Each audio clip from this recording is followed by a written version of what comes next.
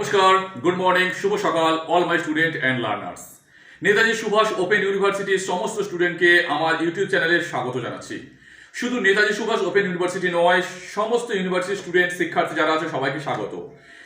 Netaji Subhas open ইউনিভার্সিটির বিশেষ কিছু তথ্য এবং অফিসিয়াল নোটিফিকেশন একটা এসছে, তোমাদের বলবো ইম্পর্টেন্ট নোটিফিকেশন, তোমরা কিন্তু কোনোভাবে ইগনোর করবে না। নেতাজি সুভাষ ওপেন ইউনিভার্সিটির বিশেষ নোটিফিকেশন আছে। তার আগে একটা দুটো কথা আমি বলছি। এই যে অনলাইন অফলাইন এক্সাম নিয়ে এই দ্বিধাদ্বন্দ্ব এবং এই যে আমাদের উচ্চশিক্ষা দপ্তর ঘোষণা করলো যে ইউনিভার্সিটি সিদ্ধান্ত গ্রহণ করবে এবং এবং তোমাদের যে সোচ্চার আন্দোলন, এবং দেখতে পাচ্ছি কালকে যেটা খবর পেলাম, এবং ইউনিভার্সিটির লটা কালকে একটু ব্যাপারটা দেখছিলাম যে লয়ে কি বলা আছে। ইউনিভার্সিটি আইনে কিন্তু বলা আছে যে ভালো করে যদি সিলেবাস কমপ্লিট করে না পড়ানো হয় সেখানে কিন্তু এক্সাম নিতে ইউনিভার্সিটি কোনোভাবে পারে না। সেখানে কিন্তু অফলাইনে এক্সাম হবে এমন কোনো নির্দিষ্ট কোনো বাধ্যবাধকতা নেই।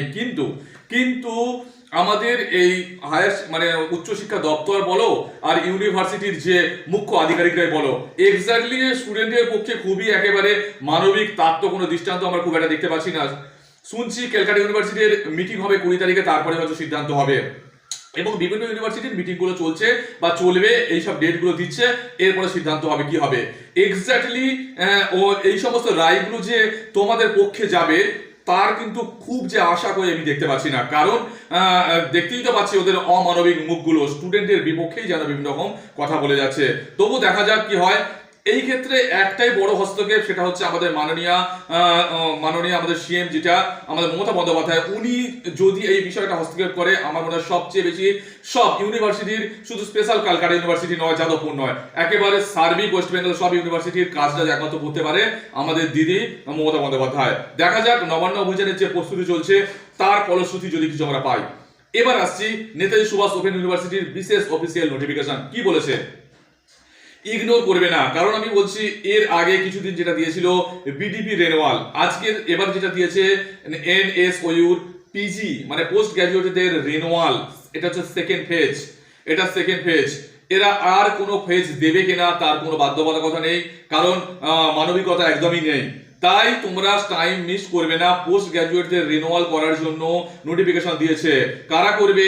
জুলাই 2017, জুলাই 2018, জানুয়ারি 2020, জানুয়ারি 2021 যাদের রেজিস্ট্রেশন আছে, এই টাইমের মধ্যে যাদের রেজিস্ট্রেশন আছে এবং যাদের এক্সাম কমপ্লিট হয়নি এই ধরনের বিষয়টা আছে, তারা রিনুয়ালটা করে নেবে। রিনুয়াল করার সিস্টেমটা তোমরা ভালো করেই জানো, রিনুয়াল কিভাবে করতে হয়। রেনুয়ালের সিস্টেমটা আমার ভিডিও আগে থেকে আপলোড করে দেওয়া আছে, কিভাবে মোবাইলেই করতে পারবে। যদি মোবাইলে না করতে পারো সিস্টেমটা দেখে নেবে আমার ভিডিও। যদি না করতে পারো ক্যাফে যাবে, ক্যাফে গিয়ে করবে। 18 তারিখ থেকে শুরু হবে, 18/5 থেকে 27 মে পর্যন্ত। রেনুয়ালটা মিস করবে না, কারণ এখনো মাঝে মাঝে স্টুডেন্টরা, বিডিপি স্টুডেন্টরা, ব্যাচেলর ডেভেলপমেন্ট প্রোগ্রাম, ওরা রেনুয়াল করতে ভুলে গেছে, করা হয়নি, করতে পারেনি। কিন্তু সেকেন্ড টাইমে কত সুযোগ দেবে বলা যাচ্ছে না। ওই জন্য বলছি তোমরা পোস্ট গ্রাজুয়েটদের যাদের রিনুয়ালের কথা বললাম, রিনুয়ালটা করে নেবে।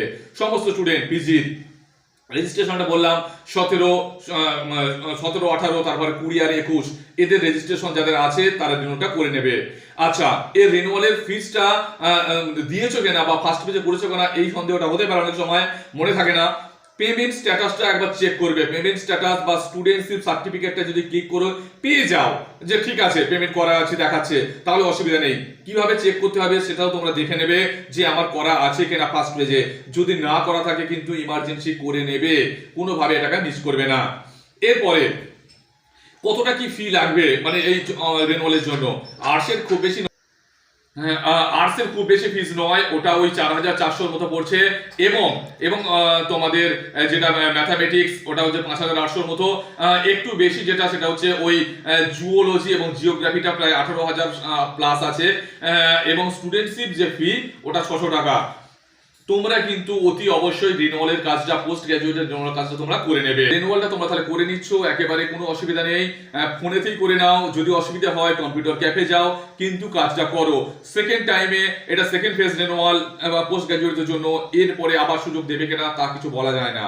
ওকে, কাজটা করে নাও 18 থেকে 27 তারিখের মধ্যে, এবং স্টুডেন্টশিপ ফিসও বলে দিয়েছি 600 টাকা, কাজটা করে নেবে। এবং বিডিপিদের যদি আবার সুযোগ দেয় সেটা তোমাদের আমি জানাবো। সুযোগগুলো সাধারণত কম দিচ্ছে, এখন তো দেখতেই পাচ্ছ। আর এক্সাম সংক্রান্ত ব্যাপারটা তোমাদের বলে দিই, নেতাজি সুভাষ ইউনিভার্সিটি তোমরা কিন্তু পড়াশোনা করো, এক্সাম অনলাইনে হবে সেই আশাটা ধীরে ধীরে কিন্তু কম হচ্ছে। পড়াশোনা করতে থাকো। যদি আদার্স কোনো প্রবলেম হয়, হিস্ট্রি ডিপার্টমেন্ট, আমি আবার বলেছি হিস্ট্রি ডিপার্টমেন্ট, কোনো কিছু মনে হয় যদি বোঝানোর প্রয়োজন হয় বা আমি হেল্প করব, আমাকে পাঠাও, ছবি পাঠাও যে স্যার এই কোশ্চেন এই অধ্যায়গুলো আমাদের বললে সুবিধা হয়, অবশ্যই আমি হেল্প করব। প্রস্তুতি নাও, ভালো থাকো, দেখা হচ্ছে আবার নেক্সট ভিডিও। টাটা।